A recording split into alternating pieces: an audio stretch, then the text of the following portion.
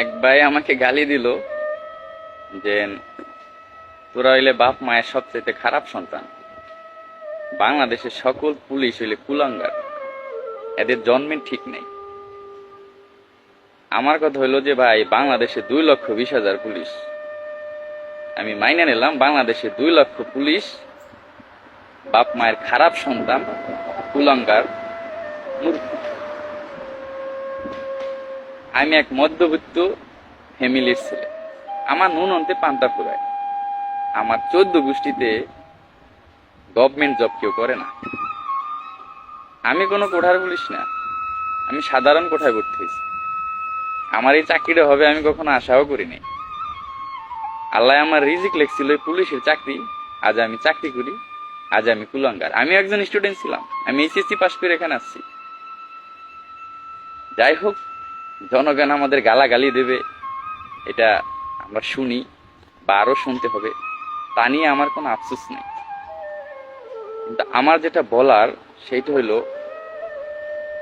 সবাই বলতেছে যে এই পুলিশ সদস্যদের সব বাদ দিয়ে দেন, আমরা মেধাবীরা এখানে আসবো, আমরা দেশটাকে গর্ব।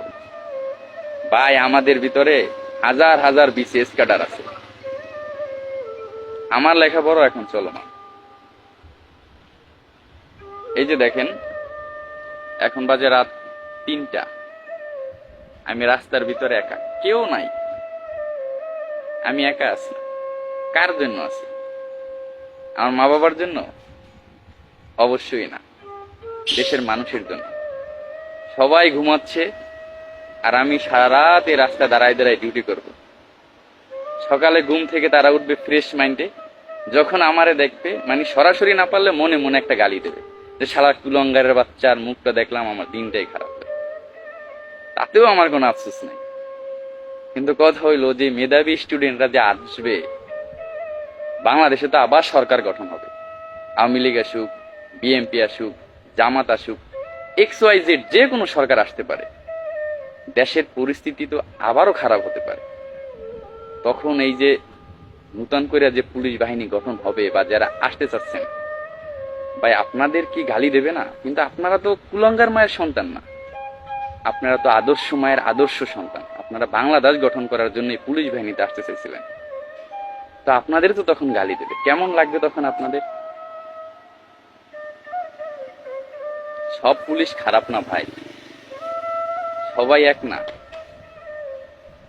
সবাইকে এক পালায় মাইপেন। 3,000 পুলিশের নিয়োগ আসলে 18 লক্ষ আবেদন করে। এই 18 লক্ষ ফ্যামিলির যে ছেলে মেয়ে, এরা তো খারাপ সন্তান না, এরা মা বাবার আদর্শ সন্তান। সামনে পুলিশের বড় নিয়োগ আসতেছে, পুলিশের অনেক ভ্যাকেন্সি। এখানে কি ভ্যাকেন্সি খালি থাকবে? অবশ্যই খালি থাকবে না। সবাই পুলিশের চাকরির জন্য আবেদন করবে, সবাই চেষ্টা করবে। যখন চাকরিটা হবে সেও বলবে আলহামদুলিল্লাহ, আমি গর্ববোধ করছি, আমি একজন বাংলাদেশ পুলিশ বাহিনীর সদস্য হতে পেরেছি।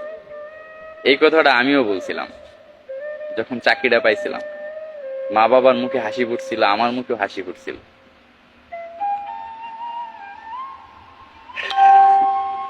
আসলে এগুলা নিয়ে কষ্ট পাবার কিছুই নাই। আমরা জনগণের গোলাম, স্বীকার করি। জনগণের সেবা করা আমাদের দায়িত্ব। হয়তোবা জনগণের আমরা ঠিক মতো সেবা দিতে পারতেছি না, এর জন্য হয়তোবা আমাদের এত গালাগালি করে। কিন্তু আমি একটা কথা বলবো সবাই, সেইটা হলো ভাই, আমি খারাপ হতে পারি, আমার মা খারাপ না, আমার বাবা খারাপ না। প্লিজ মা বাবা নিয়ে কখনো গালি দিয়েন না। অনেকে আবার বলবেন যে শালা তুই পোশাক পরে ভিডিও করতেছ কেন? ভাই, আমি সিভিল পোশাক পরার সময় পাই না ভাই, সারাক্ষণ এই ডিউটি লাগে থাকে। আমার যখন চাকরি হয়েছিল তখন আমি 2টা শার্ট কিনছিলাম, ওই শার্ট 2টা আমি এখনো পরি, পুরান হয় নাই। আমার চাকরির বয়স 2 বছর, আমি হিসাব করলে 2 বছরে 40 দিন ছুটি পাইছি। 40 দিনে 2টা শার্ট পুরান হয়ে যাওয়ার কথা না, বা আমার যায় না, কারণ আমি হইলাম গরিব ঘরের সন্তান। আমার 40 দিনে 2টা শার্ট পূরণ হয় না। আমি ওই শার্ট 2টা আরো 2 বছর পড়তে পারবো ইনশাল্লাহ। ঠিক আছে, কিন্তু এখন এই পোশাক পরে ভিডিওটা করতে বাধ্যই হইলাম। যাই হোক, আমি আর কখনো পোশাক পরে ভিডিও করব না। আর যারা গালাগালিজ করেন তাদের কাছে একটা অনুরোধ থাকবে যে ভাই, আমারও মা আছে, বাবা আছে, আমারও বোন আছে, আত্মীয় স্বজন আছে, প্লিজ আমার জন্য আমার ফ্যামিলিটাকে খারাপ ভাববেন না। আমি আমার মা বাবাকে অনেক রেসপেক্ট করি, অনেক সম্মান করি। আমি বাংলাদেশ বাংলাদেশ পুলিশ বাহিনীকে আমি খুব ভালোবাসি, বাংলাদেশের মানুষকেও খুব ভালোবাসি। আপনারা গালি দেবেন, সহ্য করে নেব, কিন্তু মা বাবাকে দিয়েন না ভাই, বুকের বাম পাশে লাগে ভাই। ঠিক আছে, আমাদের কষ্টটা যদি বুঝতে হয়, আমাদের রুলস যদি বুঝতে হয়, অবশ্যই আপনার এই চাকরিটা করতে হবে, নাইলে আপনি আমাদের ব্যথা বুঝবেন না।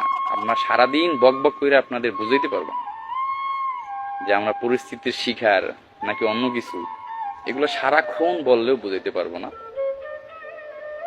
যাই হোক, আবেগে অনেক কথা বলে ফেলাইলাম, আপনারা আবার কষ্ট নেবেন না।